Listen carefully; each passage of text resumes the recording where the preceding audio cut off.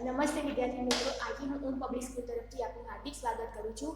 આજે આપણે ધોરણ 7 ની અંદર જે અગાઉ આપણે ભણી ગયા હતા એનાથી થોડું વિશેષ આપણે આગળ ભણીશું। જોઈએ, વિદ્યુત પરિપથમાં જોડાણ માટે વપરાતા તાર સામાન્ય રીતે ગરમ થઈ જતા નથી। આપણે જોઈએ છે કે આપણા ઘરની અંદર જોઈએ છે કે ઘણા બધા તાર હોય છે કે ગરમ થતા નથી। અમુક તાર એવા હોય છે એટલે કે અમુક જો તમને ફિલામેન્ટ દેખાય છે એમાં શું થાય છે, અમુક ઉર્જા એટલે કે ઉષ્મા વધુ ઉષ્મા એને વધુ એટલે કે પ્રવાહ વધુ પસાર કરવામાં આવે તો એ તાર ગરમ થઈ જાય છે। એટલે શેના પર આધાર રાખે છે, તો કે એની લંબાઈ, એની જાડાઈ અને એની પહોળાઈ પર એના પર આધાર રાખે છે કે જેથી કરીને તાર એ વધુ ગરમ થઈ જાય છે।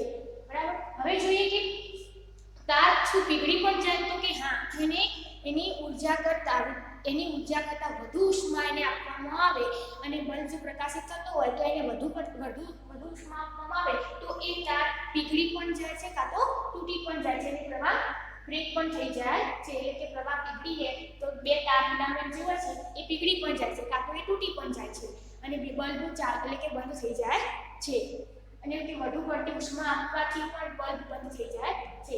હવે જોઈએ કે આપણે શું સાવચેતી રાખવાની છે, તો જુઓ સાવચેતીની અંદર આપણે જો અહીંયા એક તમને જોડાણ બતાવેલું છે। એ જોડાણ દ્વારા આપણે જોવામાં આવે છે કે ભાઈ તાર જે છે સામાન્ય રીતે કઈ ધાતુના વાપરેલા છે એ બતાવેલા છે। હવે જોઈએ કે આ જે ઇસ્ત્રી છે, હવે ઇસ્ત્રીની અંદર શું રાખ્યું છે, કોઇલ। હવે એ કોઇલ આપણે કદાચ જોઈ હશે કે ન પણ જોયું હોય તો આપણે જોઈએ કે કોઇલ કઈ રીતે એટલે કે કોઇલનું કામ શું છે, એટલે કે કોઇલ ગરમ થાય તો આપણે કપડા કે જે ઇસ્ત્રી છે ગરમ થઈ અને આપણે એને પ્રેસ કરી શકીએ છીએ અને અમુક ટાઈમે વધુ પડતી ઉષ્માના કારણે કોઇલ બળી પણ જાય છે। અને શેમાં એક વિરોધ થાય છે, એટલે કે જો તમે હીટર તમે જોઈ શકો છો, પછી ઇલેક્ટ્રિક સગડી, ઇસ્ત્રી, પછી ગીઝર અને ઇલેક્ટ્રિક જે છે ટીકમ અને હેર ડ્રાયર એની અંદર આપણે જોઈ શકીએ છીએ કે એની અંદર પણ એના ઉપયોગ થતા હોય છે। હવે જોઈએ કે આપણે એક પરિપથ આપેલું છે, પરિપથની અંદર એનું જોડાણ કરેલું છે, તમે જોઈ શકો છો પિન દ્વારા, એટલે કે આ પિન જે છે એ સ્વિચનું કાર્ય કરે છે અને પછી આ સ્વિચના લીધે વિદ્યુત સ્ત્રોતના સ્થાને આપણે શું લીધું છે, આપણે એટલે કે બેટરીનો ઉપયોગ કરીશું। વિદ્યુત કોષને બદલે આપણે અહીંયા નાની બેટરીનો ઉપયોગ કરીએ છીએ। હવે નાયલોન તારના સ્થાને આપણે શું કરીએ છીએ, સ્ટીલ વૂલ એટલે કે પાતળા તારનો તાતરો લઈએ છીએ અને એ સ્ટીલ વૂલનો જે પાતળો તાર છે એ આપણને સામાન્ય રીતે કરિયાણાવાળી દુકાનની અંદર આપણે જે ગુજરું લઈએ છીએ ને વાસણ ઘસવાનું એને આપણે સ્ટીલ વૂલ એટલે કહી શકીએ છીએ। આ જો આવું એક ગુજરું હોય છે એના એ તાર આપણે અહીંયા વીંટાળેલું છે। હવે જે ઓરડામાં કોઈ પંખો ચાલુ હોય તો તેને બંધ કરી દેવાનું, બરાબર। એટલે કે આપણે જો આપણા ઘરની અંદર કોઈ પંખો ચાલુ હોય તો આપણે એને બંધ કરી દઈશું અને એના પછી આ પ્રક્રિયા કરીશું કે સ્ટીલ વૂલનો ઉપયોગ એને કરીશું એટલે જેથી પ્રવાહ પસાર થાય છે કે નથી થતો, કે તારની ઉપર શું અસર થશે, બરાબર, કે તાર બળી જશે કે એમાંથી વિદ્યુત પ્રવાહ પસાર થશે કે નહીં થાય એ આપણે અહીંયા જોઈ શકીએ છીએ। જુઓ દેખાય છે। હવે જો આ જે છે એ ખાસ પ્રકારની ધાતુમાંથી એવા તાર બનાવવામાં આવે છે કે જેમાંથી મોટો વિદ્યુત પ્રવાહ પસાર થઈ અને પીગળીને તૂટી પણ જાય છે, એટલે કે તાર એકદમ ઝીણો પતલો હોય। એટલે આપણે ફ્યુઝ જોઈએ છીએ અને ઘણી ટાઈમે આપણે એવું વિચાર આપણા ગમે આપણે કહીએ છીએ કે ફ્યુઝ ઉડી ગયો, તો કે શેના કારણે, એટલે કે એની અંદર કંઈ પતલા એટલે કે આ જે વિદ્યુત પ્લસ છે એને પતલા એવા તારનો ઉપયોગ થયો હોય અને ઊંચા તાપમાન એટલે ઊંચા વોલ્ટેજ આપવામાં આવ્યો હોય તો એ તાર આપણે ઉડી જાય છે। એટલે કે બધા જ વિદ્યુત પરિપથમાં ફ્યુઝ ગોઠવેલા જોવા મળશે। આપણે જોઈએ છીએ કે આપણે બિલ્ડિંગો હોય કે બીજી તમે જોશો કે ઘણા બધા ફ્યુઝ જોયેલા હશે, આપણા ઘરની અંદર પણ એક ફ્યુઝ લગાવેલું હોય છે। વિદ્યુત પ્રવાહને વિદ્યુત પરિપથમાં સલામતીપૂર્વક રહેવા માટેની મહત્તમ મર્યાદા હોય છે, એટલે કે કાંઈ પણ અસર થાય તો સીધી વિદ્યુત ફ્લક્સની ઉપર થાય છે, આમાં ડાયરેક્ટ આપણા જે ઘરમાં જે લાઇટ કે પંખા છે એને ડાયરેક્ટ અસર થતી નથી। જો અકસ્માતે સલામત મર્યાદા વિદ્યુત પ્રવાહ વધી જાય તો વિદ્યુતનું વહન કરતા તાર વધુ પડતા ગરમ થઈ અને સળગવા લાગે છે। એટલે આપણે જોઈએ છીએ ઘણી વખતે શોર્ટ સર્કિટ થઈ આપણે એવું કહેતા હોઈએ છીએ, એટલે કે એને ધારા કરતાં વધારે વિદ્યુત પ્રવાહ આપવામાં આવે તો એ શોર્ટ સર્કિટ થાય છે। કે જો પરિપથમાં યોગ્ય ફ્યુઝ લગાવેલો હોય તો તેની ઉડી જાય અને પરિપથમાં વિદ્યુત પ્રવાહ બંધ કરી દે, એટલે કે જો આપણે જોઈએ કે ચીલા ચાલુ આપણે ફ્યુઝ લગાવ્યા હોય તો એ ઉડી પણ જાય છે અને આપણા ઉપકરણોને પણ નુકસાન પહોંચાડે છે। ફ્યુઝની એવી સલામત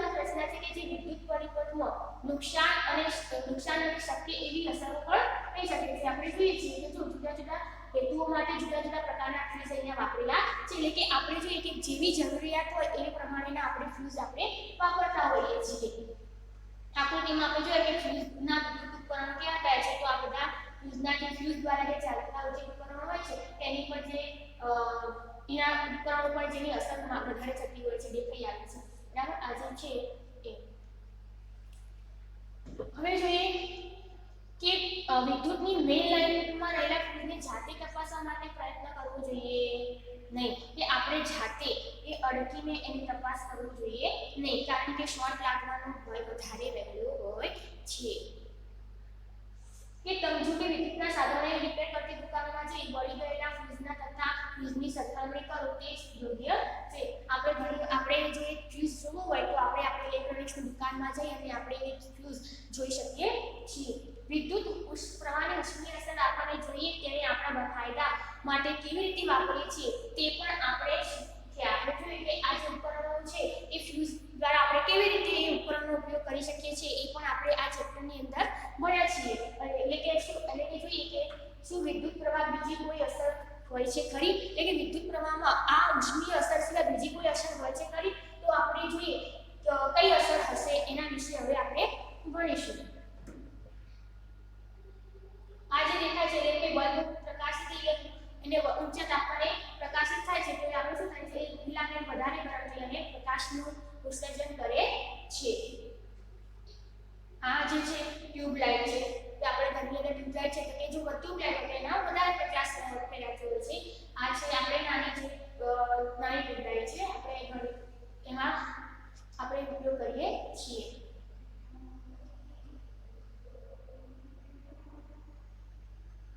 આ હોલ્ડર છે એ હોલ્ડરની અંદર ભરાવવામાં આવે છે અને એ પ્રકાશિત થાય છે એ પણ બલ્બના જેવું જોઈએ તો કાર્ય કરે છે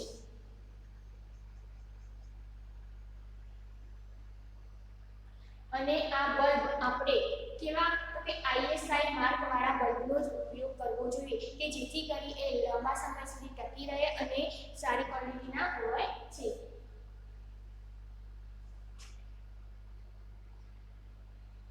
તમે જોઈ શકો છો કે અલગ અલગ આપ્યા હોય છે એવી જ રીતે ફ્યુઝમાં પણ એ આઈએસઆઈ માર્ક વાળા ફ્યુઝનો જ આપણે ઉપયોગ કરવો જોઈએ કે જેથી કરી આપણે લાંબા સમય સુધી એ ફ્યુઝને કોઈ નુકસાન કે હાનિ થાય નહીં અને આપણા ઘરના સાધનો જે છે જે વિદ્યુત દ્વારા જે ચાલતા હોય છે એને પણ કોઈ નુકસાન થતું નથી આ જોઈએ છે કે જો આ કોઈ વાયર છે એનાથી બ્રેક થઈ ગયો છે તૂટી ગયો છે તો એવા વાયરનો પણ આપણે ઉપયોગ કરવો જોઈએ નહીં કારણ કે જો એવા વાયરનો ઉપયોગ કરવામાં આવે તો ઘરની અંદર કે કોઈ બી દુકાન હોય કે કોઈ બી જગ્યાએ હોય તો શોર્ટ થવાનો ભય રહે છે કાં તો કરંટ પણ લાગી શકે છે આવા બ્રેક થયેલા વાયરના લીધે આપણે ઘણી વખતે જોતા હોઈએ છીએ કે બંધ દુકાનમાં આગ લાગી ગઈ બંધ ઘરમાં આગ લાગી ગઈ તો એ શાના કારણે તો કે એ શોર્ટ એ આપણા જે બ્રેક થયેલા વાયર હોય છે એના કારણે થાય છે આપણે જોઈએ કે એક જ હોલ્ડરની અંદર અનેક પ્રકારના વાયર કનેક્શન જોડવામાં આવેલા હોય છે એના કારણે વાયરો એકબીજા સાથે સંપર્કમાં રહેલા હોય છે અને પછી શું થઈ જાય છે કે વાયર બ્રેક થઈ ગયો તો એકબીજા સાથે જોઈન્ટ થઈ અને શોર્ટ થાય છે તમે આ ન્યૂઝપેપરની અંદર પણ જોયું હશે કે ઘણી વખતે આપણે વાંચતા જોઈએ છીએ અને આવા સમાચાર રોજ રોજ આવતા જ રહેતા હોય છે કે ભાઈ આ જગ્યાએ વાયર શોર્ટ થયો છે એટલા જ માટે આપણે આઈએસઆઈ માર્ક દ્વારા આપણે ફ્યુઝનો આપણે ઉપયોગ કરવો જોઈએ લગાવેલા હોય એવા જ વાયરો એવા જ ફ્યુઝ અને એવા જ ઇલેક્ટ્રિક સાધનો આપણા ઘરની અંદર આપણે વસાવવા જોઈએ કે જેથી કરીને લાંબા સમય સુધી ટકી રહે અને આપણને એનાથી કોઈ હાનિ પહોંચે નહીં આપણે જોઈએ વિદ્યુત પ્રવાહની અંદર ચુંબકીય અસરો તો હવે જોઈએ કે આપણે ઉષ્મીય અસરો જોઈ ગયા હવે આપણે જોઈશું કે ચુંબકીય અસરો કે એના દ્વારા એટલે કે વિદ્યુતમાં ચુંબકની કેવી અસર થાય છે આપણે જોઈએ કે વપરાયેલી આપણે દિવાસળી હોય દિવાસળીની પેટી હોય એમાંથી આપણે અંદરથી એક બોક્સ એટલે કે ખારું કાઢી લઈશું અને એક ખાનાની ફરતે આપણે એક તાર વીંટાળીશું એટલે તાર વીંટાળ્યા પછી આપણે શું કરીશું જો આ રીતે આપણે તાર વીંટાળીશું એ તાર વીંટાળ્યા પછી હોકા યંત્ર હોય છે એ હોકા યંત્ર તેની અંદર આપણે હોકાની તાર એટલે કે અંદર મૂકી એ ડબ્બીની અંદર આપણે મૂકી દઈશું આપણે જોઈએ છે કે અહીંયા બેટરી છે હવે એ બેટરીમાં એક છેડા સાથે જોઈન કરી એક ધન છેડા સાથે એટલે કે ધન છેડા સાથે બીજા ઋણ છેડા સાથે એટલે કે આપણે એને જોડી દઈશું. હવે જોઈએ કે હોકાયંત્રની સ્વાય કઈ દિશામાં સ્થિર છે તેની નોંધ કરીએ. આપણે જોઈએ કે હોકાયંત્ર છે કઈ દિશામાં સ્થિર હશે પહેલા એ નોંધી લઈશું. એ નોંધ્યા પછી આપણે શું કરીશું કે હોકાયંત્ર સ્વાય નજીક ગજિયા ચુંબકને લાવીશું તો શું થશે તો કે ગજિયા ચુંબકને નજીક લાવીશું તો તે કોણાવર્તન દર્શાવે છે. હવે ફરીથી આપણે આ જે પિન આપેલી છે એટલે કે સ્વિચ આપેલી છે એ સ્વિચ અને પેન્સિલ વડે એને ઓન કરીશું. તો ઓન કર્યા પછી શું થાય છે તેમાંથી આપણે જોઈએ છે કે આવર્તન થતું દેખાય છે એટલે કે અન્ય કોણાવર્તન થાય છે કે નથી થતું એ આપણે જોઈશું. તો થતું નથી એટલે કે શું હોકાયંત્રની સ્વાયની મૂળભૂત સ્થિતિમાં આવી ગઈ કે હા આવી ગઈ. તો એ આવી જાય છે. ઓફ કરવાથી એની મૂળભૂત સ્થિતિમાં એ આવી જાય છે. હવે જો ફરીથી કોણાવર્તન થયું.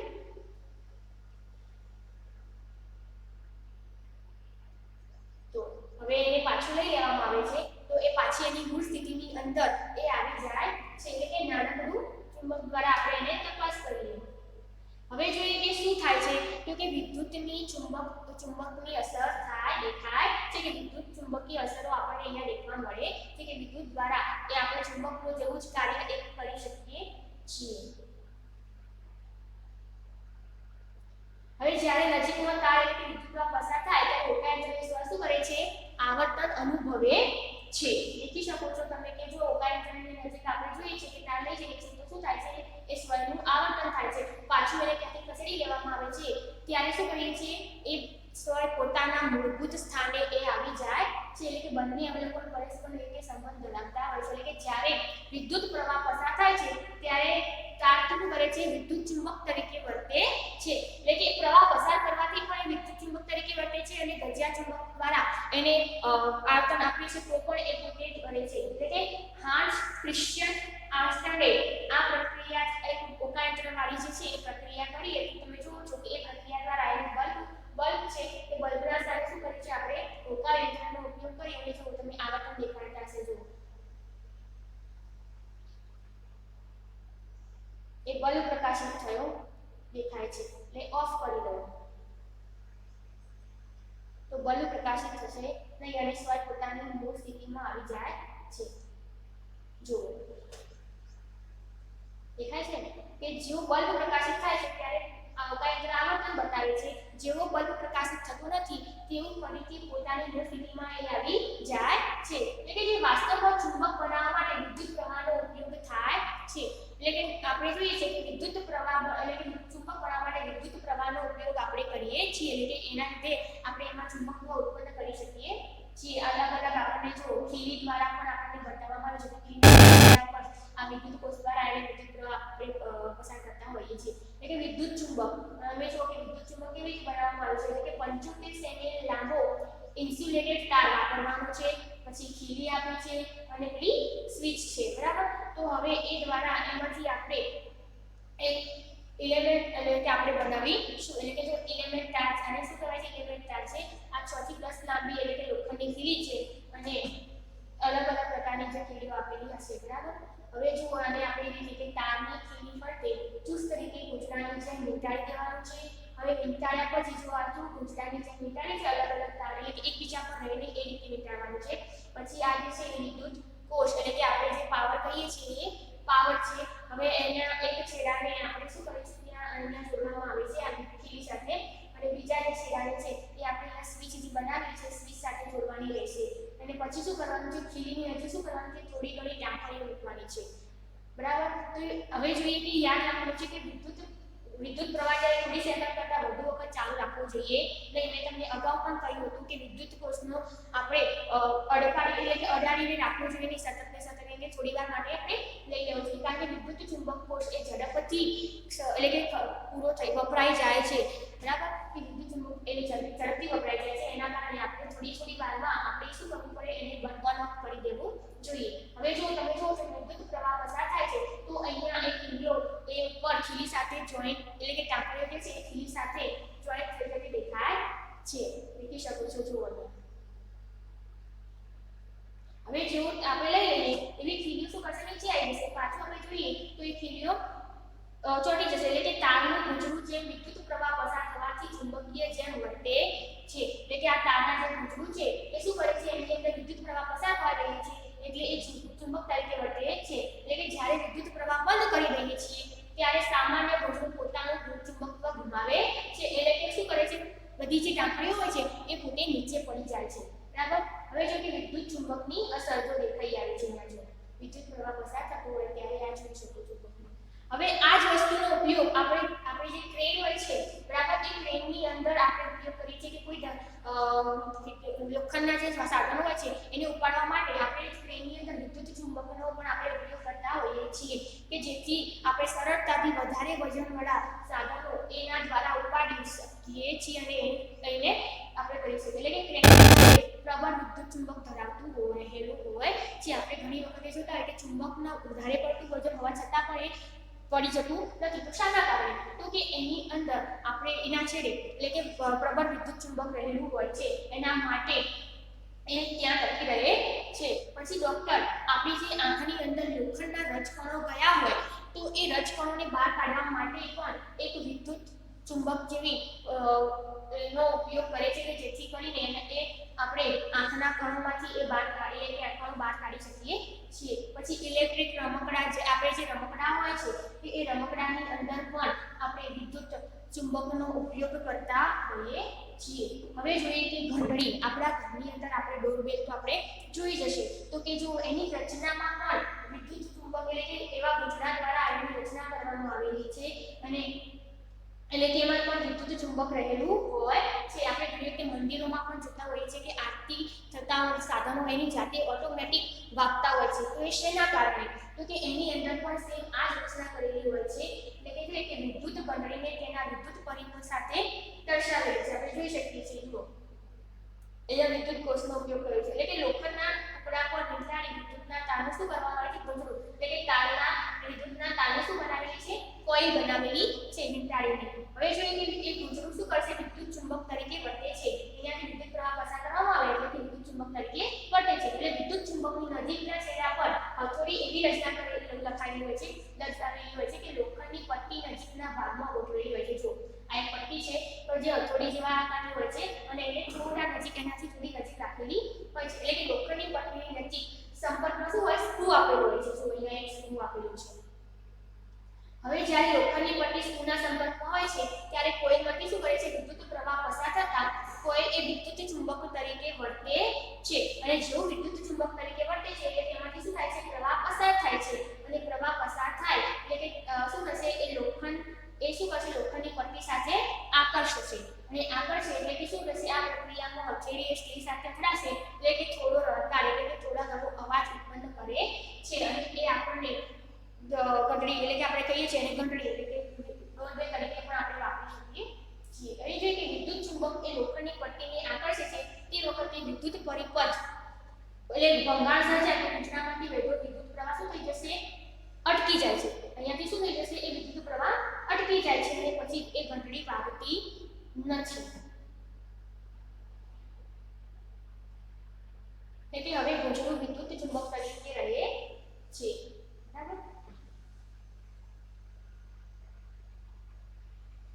અને જો પ્રવાહ પસાર થતો ન હોય તો શું કરે છે? ઘૂંટડું એ વિદ્યુત ચુંબક તરીકે રહેતું નથી. જો એમાંથી પ્રવાહ પસાર થતો હોય તો એ વિદ્યુત ચુંબક તરીકે વર્તે છે. આપણે કેવું કહી શકીએ છીએ? એટલે કે લોખંડની પટ્ટી તેના મૂળ સ્થાને પાછી આવતા તે ફરીથી સ્ક્રૂ સાથે સંપર્કમાં આવે છે. એટલે કે સતત અને સતત જો વિદ્યુત પ્રવાહ પસાર થતો રહે છે તો એ ઘંટડી એ વિના સંપર્કમાં આવે છે અને વિદ્યુત પરિપથ પૂર્ણ કરે છે અને શું થશે? એ ઘંટડી ફરીથી વાગવા લાગશે. એટલે વિદ્યુત પરિપથમાં વિદ્યુત પ્રવાહ વહેતા ફરીથી હથોડી સ્ટીલથી એટલે કે કટોરી એટલે કે સાથે અથડાય છે અને રણકાર ઉત્પન્ન કરે છે. એટલે કે આ પ્રક્રિયા ઝડપથી ક્રમિક રીતે પુનરાવર્તન પામે છે. એટલે શું થાય છે? સતત ને સતત એટલે કે રિંગ વાગતી હોય એવો આપણને અવાજ સંભળાય છે. એટલે કે પરિપથ સતત ને સતત શું કહેવાય છે? ચાલુ રહેતો હોય તો થાય છે. તો એની અંદર રણકાર સતત ને સતત આપણે જે મંદિર હોય છે તો મંદિરની અંદર એ સતત ને સતત એ આરતી જ્યાં સુધી આરતી ન પતે ત્યાં સુધી એનું શું થાય છે? વિદ્યુત પ્રવાહ પસાર ચાલુ રાખવામાં આવે છે અને એ રણકે જાય છે. તો આપણે અહીંયા ચેપ્ટર પૂરું કરીએ છીએ અને હવે સ્વાધ્યાય